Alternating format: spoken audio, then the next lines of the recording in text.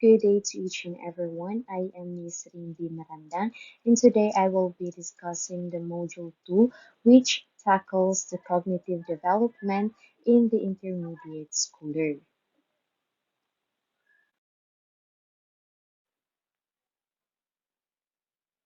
Before we get started, let's have a flashback who Jean Piaget is. So, according to Module 6, he expertised the cognitive development, wherein he specialized the study of individual in constructing knowledge. And according to him, during this stage, there is a concrete operational thinkers can now organize thoughts effectively, although they can only logically perceive the immediate situation.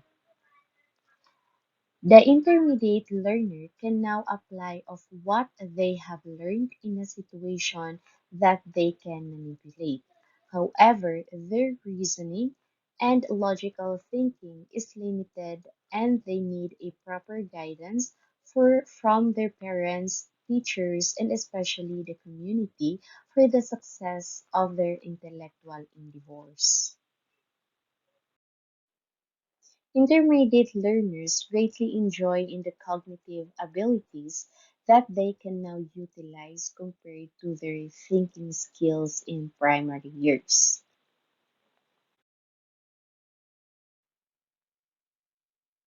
Their schoolwork are now more complicated as their reading text became longer, problem solving has become part of their everyday lives.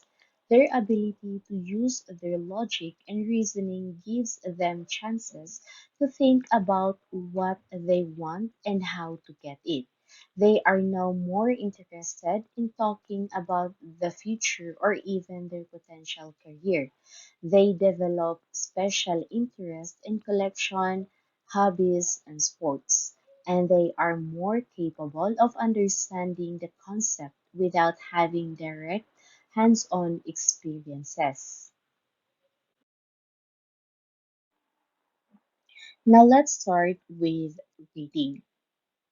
Children at this stage is marked by a wide knowledge application of word attack, a wide vocabulary which enables them to understand the meanings of unknown words through context clues. And this is what we call the reading to learn stage in reading development. Aside from that, they are no longer into magical books or fictional, but in longer and more complex reading.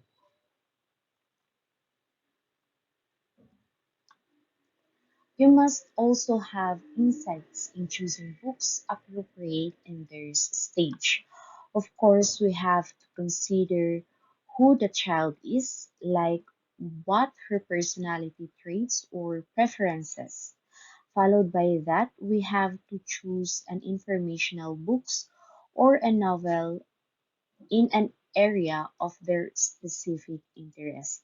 And lastly, we have to choose books that encourage discussion and insight building.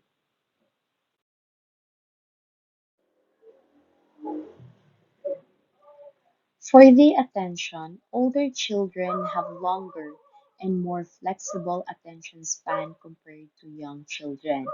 And in terms of schoolwork, older children can concentrate and focus more for long periods of hours, especially if they are highly interested in what they are doing. Now, going through activity quoted by James Russell Lowell, creativity is not the finding of thing, but making something out of it after it is found. So what does this mean?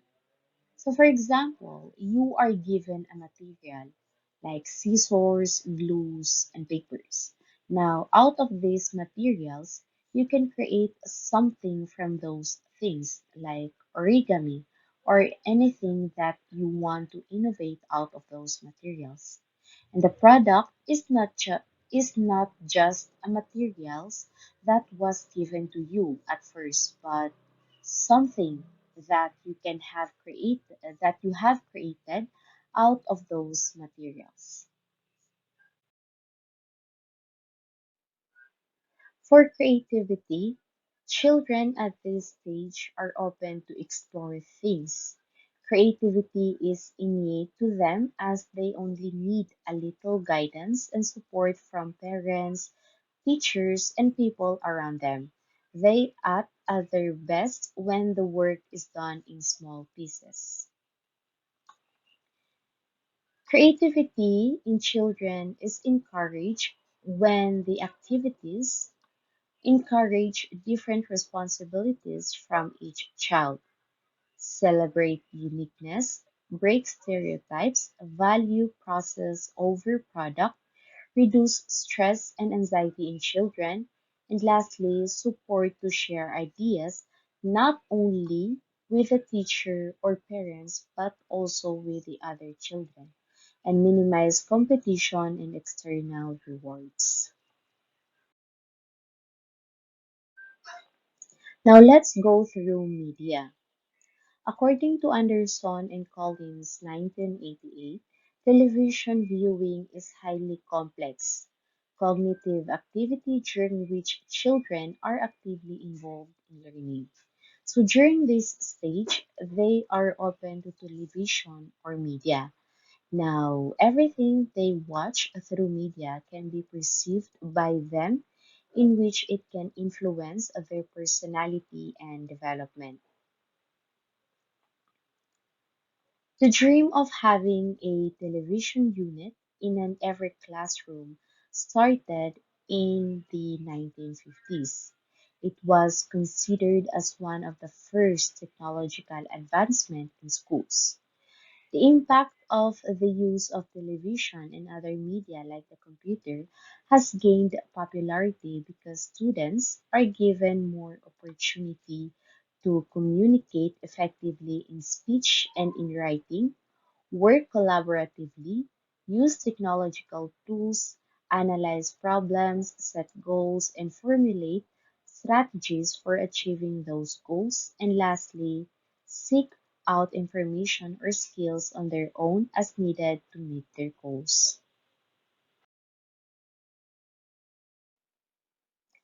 However, not all the time media has good impact. Where according to the Public Health Summit in 2000, violence and aggression are often dubbed as one of the result of media, and here are some of the negative results. First, increase antisocial and aggressive behavior. Second, there is less sensitive to violence and those who suffer from violence. Third, they may view the world as violent and mean, becoming more fearful of being a victim of violence. Fourth, they may develop desires to see more violence in entertainment and real life. Lastly, children will view violence as an acceptable way to settle conflicts. The school and the home provide children with unlimited access to media, and the responsibilities now lies with the parents, teachers, and the whole community. Having a role model is extremely important for children at this stage of transition from childhood to adolescence. Children need an adult to admire and emulate. Role models also provide them with a motivation to succeed, as one of the most important roles of teachers is to become a very good role model to children. Now we have reached the last presentation, which is the implications to child care, education, and parenting. Children have a varying intelligence profiles. These profiles may be based on influences on learning and achievements. Parents, child care providers, and teachers should be able to recognize this through first, being an eager participant in children's growth and development. understanding how to use the children's natural curiosity to help make the appropriate developmental leaps in their skills adaptabilities, and creating an atmosphere where risks can be taken and discoveries made while children remain safe. And that's all for our presentation. Hoping you have learned something from our discussion. Thank you.